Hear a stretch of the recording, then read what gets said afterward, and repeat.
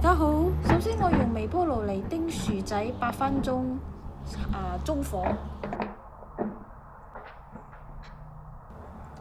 叮完呢，就即刻放嗰個牛油，跟住就撳扁佢。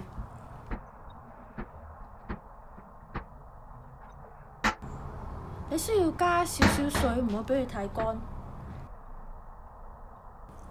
再繼續撳佢，撳到佢變咗番薯蓉咁樣咯。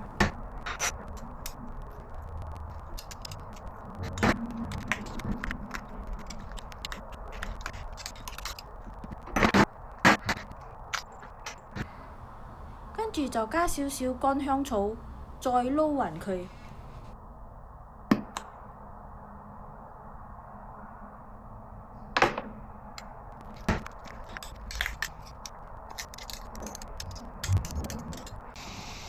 我用呢個做早餐嘅平底鑊嚟煎2個蛋4塊午餐肉，嗰個蛋咁樣煎出嚟就會圓圓咁樣。我用甜椒嚟代替麵包，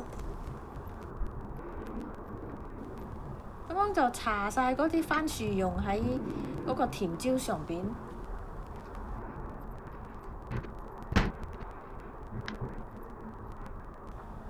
跟住我哋就排嗰啲菜啊、蛋啊同埋午餐肉。嗰個菜係洗咗嘅。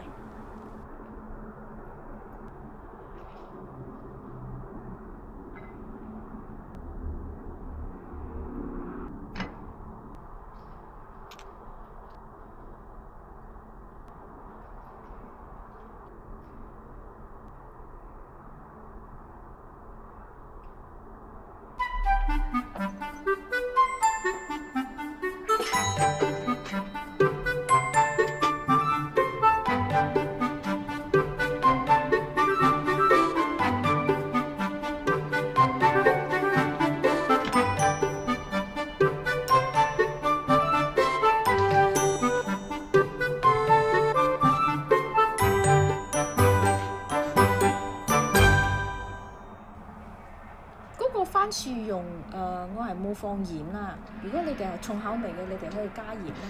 希望你哋鍾意啦，聽日見。